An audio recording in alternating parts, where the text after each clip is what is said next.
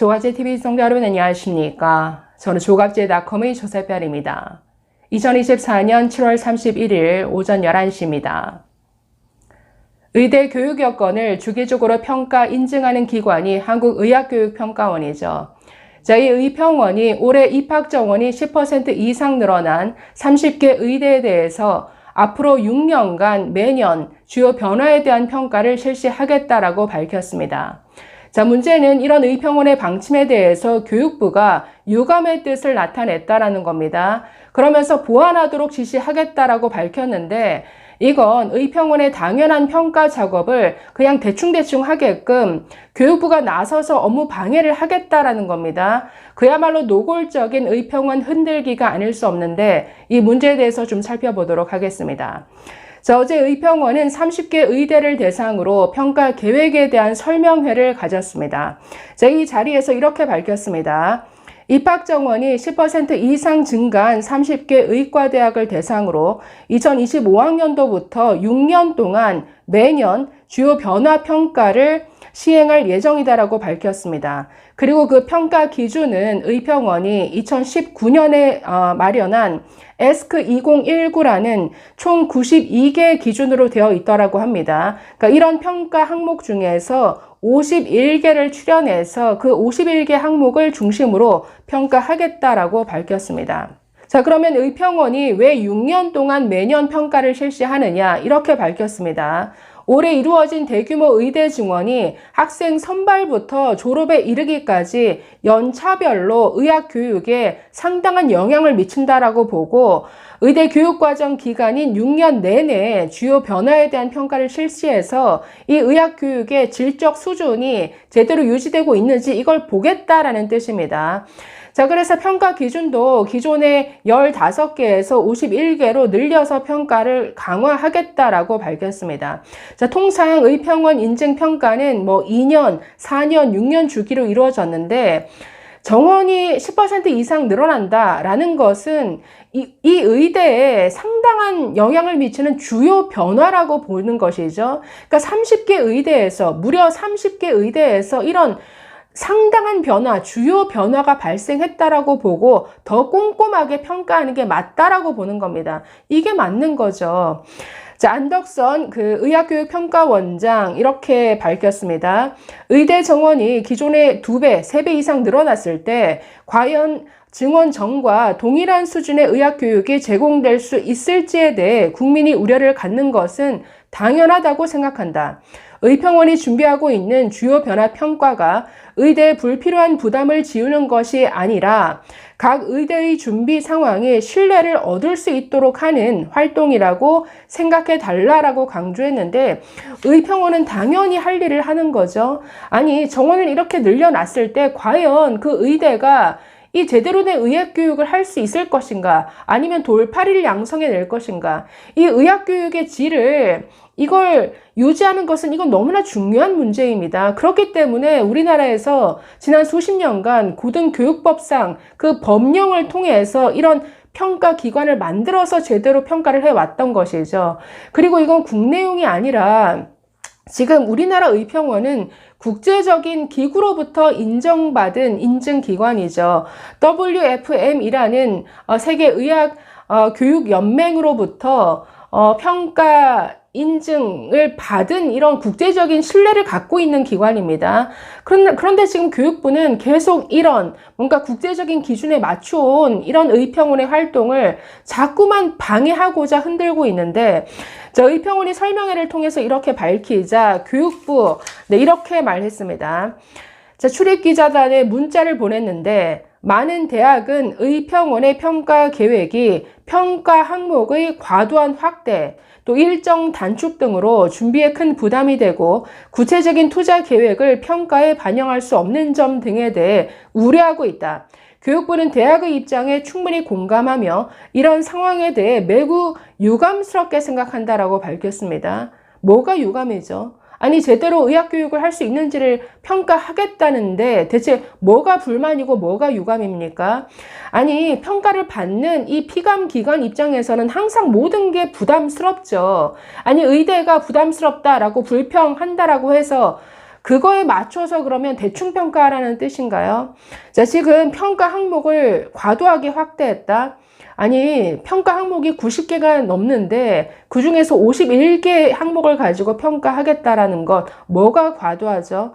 그리고 일정 단축이라고 했는데 원래는 주요 변화 평가 계획서에 대해서 내년 1월 말까지 제출받기로 했던 모양입니다. 그러나 올해 11월 30일까지 제출해 달라라고 2달 당겼습니다. 이거 가지고 부담스럽다라는 모양인데 학생들 모집하기 전에 제대로 된 평가를 마치는 게 이게 맞겠죠? 자, 그러면서 교육부도 이렇게 말합니다. 교육부는 의대에 대한 의평원 주요 변화 평가가 공정하고 객관적으로 이루어질 수 있도록, 이건 완전한 거짓말 같습니다. 공정하고 객관적이 아니라 이 윤석열 정부 입맛에 맞도록 영향을 미치려는 속셈이죠. 공정하고 객관적으로 이루어질 수 있도록 대학 의견 등을 바탕으로 주요 변화 평가 계획을 심의해 결과에 따라 이행 권고 또는 보완 지시를 할 예정이다. 지금 노골적으로 의평원 업무를 방해하겠다, 개입하겠다라는 뜻입니다.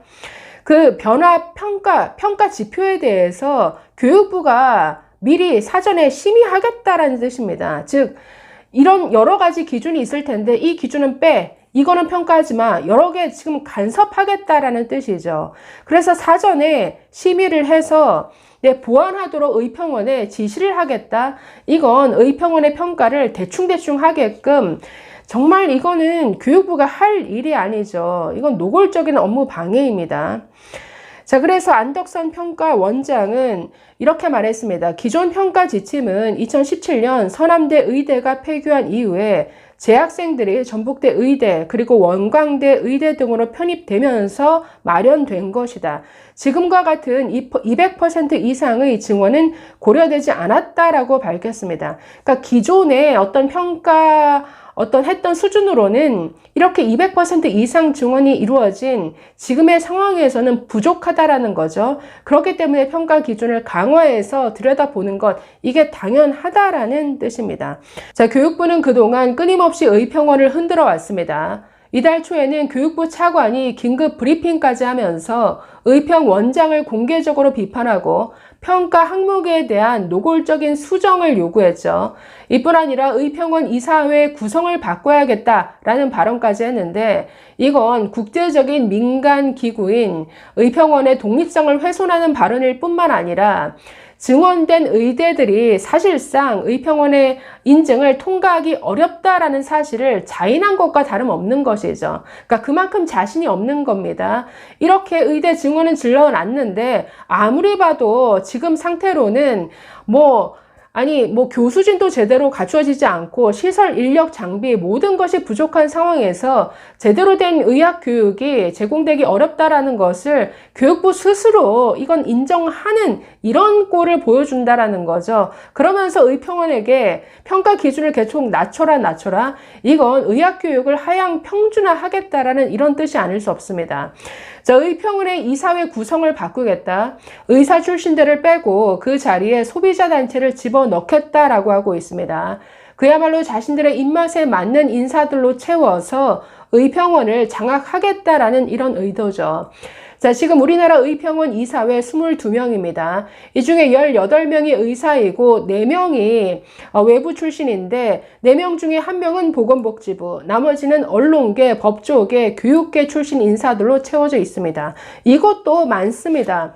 미국, 일본과 비교를 해보면 다른 나라는 거의 의사 출신입니다.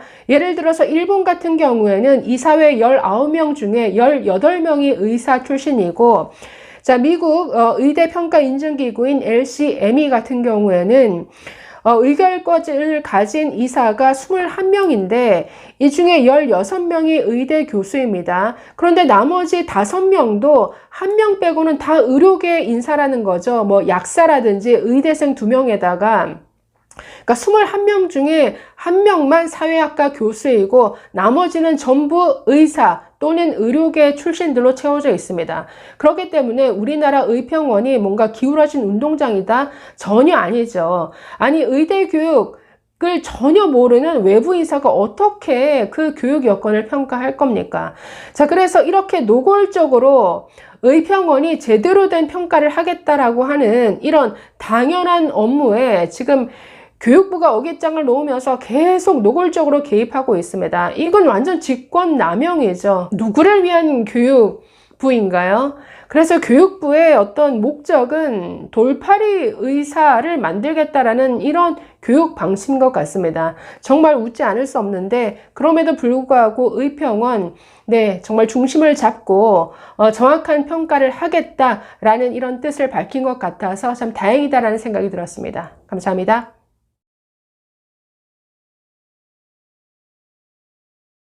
조각제TV 시청자 여러분 안녕하십니까? 저는 조각제닷컴의 조세별입니다. 2024년 8월 1일 오전 11시입니다. 어제 31일이 하반기 전공의 모집 마감일이었습니다. 얼마나 지원했을까요? 정말 처참한 수준입니다. 전국 대부분의 수련병원에서 지원자가 0명이었다라고 합니다. 빅5마저도 각각 5명 내외의 한 자리 숫자에 그쳤는데 이 정도면 또다시 보건복지부의 무능과 무대책이 드러난 셈이죠. 그럼에도 불구하고 자신들의 무능을 감추기 위해서 어제 하루 동안 되지도 않을 대책들을 또 마구 쏟아냈습니다. 자, 이 내용 좀 살펴보도록 하겠습니다. 자, 어제 31일 오후 5시가 마감 시한이었는데 전국에 있는 수련병원 126곳에서 하반기 모집 공고를 낸 인원이 7,645명이었습니다. 자, 그런데 몇 명 지원했을까요? 채 1%도 되지 않습니다. 50명이 채 되지 않는다라는 것이죠. 자, 먼저 빅5부터 한번 보겠습니다. 자, 서울대병원 인턴 3명, 레지던트 2명, 합해서 총 5명이 지원했다라고 합니다. 모집 공고를 낸 인원이 191명이었습니다. 자, 세브란스 역시 지원자 5명에 불과했는데 714명을 공고했는데 이건 0.몇 %에 불과하죠. 자, 나머지 삼성 서울병원 지원자가 10명 내외에 불과했다. 자, 정확한 숫자는 공개하지 않았습니다. 서울 아산병원 5명 미만이 지원했다라고 밝혔고 서울 성모병원 같은 경우에는 8개 그러니까 성모병원을 포함한 카톨릭 중앙의료원 전체적으로 레지던트 14명이 전부라고 합니다. 자, 그러니까 지금 5대 대형병원 지원자가 모집 인원 그러니까 빅5에서 모집하겠다라고 한 인원이 2,883명이었습니다. 자, 그런데 10%도 아니고 1%가량에 불과하다. 그러니까 30명이 채 되지 않는다라는 것이죠. 자, 빅5 통틀어서 지금 지원자가 30명도 되지 않는다. 문제는 지방입니다. 지방은 그야말로 처참한 수준인데 거의 000입니다. 자, 보시면 대구 경북 지역 수련병원이 7곳인데 지원자 단 1명이었습니다. 자, 지방 거점 국립대인 전남대병원, 제주대병원, 충북대병원 같은 경우에는 지원자 1명도 없었습니다. 자, 그래서 지금 상급 종합병원 47곳 중에 절반가량에서 지원자가 0명이었다라는 것이죠. 자, 그래서 하반기 7,645명을 모집하겠다 공고를 냈지만 이건 1%도 아니고 0. 몇 % 수준, 이거는 집계하는 것 자체가 의미가 없을 것 같은데 자, 문제는 빅5에서도 지원자가 채 30명 내외인데 지방이 지금 문제죠. 전공의가 돌아오지 않음으로써 지금 필수 의료 그리고 지방부터 아주 타격을 입고 있습니다. 충남대병원 같은 경우에는 거의 도산 위기에 내몰리고 있고 자, 지금 응급실이 곳곳에서 파행을 겪고 있다. 여건이 열악한 지방에서부터 순천향대병원, 단국대병원, 속초의료원 계속 말씀드렸습니다. 서울에도 국립중앙의료원, 한양대병원, 이대 목동병원 등등 지금 전공의들이 돌아오지 않음으로써 일어나고 있는 일들이 앞으로 더 심각해진다. 그래서 이제부터 시작이라는 게 문제인데 자, 이게 저는 몇 년이 갈지 모르겠습니다. 전공의가 돌아오지 않고 특히나 인턴이 지원을 거의 하지 않았다라는 거죠. 자, 그러면 지금 인턴부터 레지던트 말년차까지 정말 이게 촘촘히 돌아가던 톱니바퀴처럼 돌아가던 이 수련 체계가 완전히 박살났다라는 거죠. 이게 거의 연차별로 정말 이게 도제식으로 이루어지는 이런 수련 과정이었는데 이게 끝이 나 버렸습니다. 자, 그러면 올해 인턴이 없었다. 그럼 내년도 자신들을 가르쳐줄 선배가 없으면 내년에도 지원하지 않겠죠. 그렇기 때문에 이건 그냥 1, 2년 볼 게 아니라 거의 4, 5년 가는 공백이라는 겁니다. 자, 그래서 의료계 관계자들은 아니 내년에 들어오는 신입생이 뭐 의대 6년 다 졸업하고 전공의 지원할 때쯤 그때쯤 되면 이 공백이 해소될지 모르겠다. 문제는 그때가 되면은 우리나라 이 글쎄 의료 체계가 얼마나 박살나 있을지 정말 상상하기도 싫습니다. 자, 이렇게 전공의들이 돌아오지 않음으로써 지금 발생하는 모든 문제, 필수 지방 의료를 살리겠다라며 시작한 뚜벅뚜벅 걸어가겠다라고 시작한 의료 개혁이 완전히 지금 난장판을 만들어 놓고 있는 현실인데, 자, 응급실 완전히 망가졌죠. 며칠 전에 말씀드렸지만 흉부외과 전국에 남은 전공의가 단 12명이다라고 했습니다. 12명 가운데 절반은 졸업 연차이기 때문에 전국에 남아있는 흉부외과 전공이 내년 되면 숫자가 6명이 된다라는 겁니다. 그러니까 흉부외과가 지금 소멸위기에 와 있다. 자, 그래서 대한 그 심장혈관 흉부외과 학회에서 정말 절박한 심정으로 보도자료를 내고 알렸는데, 문제는 정말 이 무능, 무대책, 정말 무대뽀로 질러놓고 뭐 도저히 이건 수습할 능력도 안 되는 보건복지부가 이런 상황에서도 그저 자신들의 무능 감추기에 급급하다라는 거죠. 어제 하루 동안 온갖 대책들이 다 쏟아졌습니다. 한번 보실까요? 자, 보시면 상급 종합병원을 중환자 중심병원으로 만들겠다. 또 빅5 병원을 4차 병원으로 승격시키는 것을 검토하겠다. 이걸 대책이라고 내놓고 있습니다. 자, 전공의들이 돌아오지 않자 전공의들이 떠난 이 현장에 당연히 전문의들만 남았겠죠. 자, 그래서 전문의 중심병원으로 만들어 나가겠다라고 하더니 이게 발전해서 이제는 중환자만 이용할 수 있는 이런 4차 병원으로 만들겠다. 이걸 대책이라고 내놓고 있습니다. 자, 여기서는 질문 딱 하나만 하면 되죠. 대체 무슨 돈으로 할 건가요? 국민 세금을 대체 얼마나 투입하려고 작정한 거죠?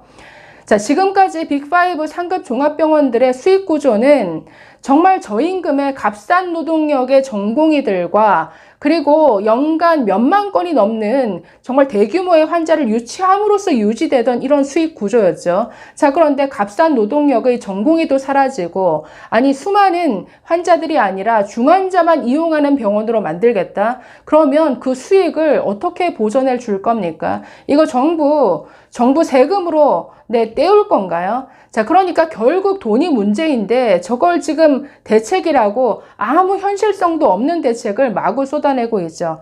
자, 이뿐만 아닙니다. 자, 개원 면허제를 도입하겠다.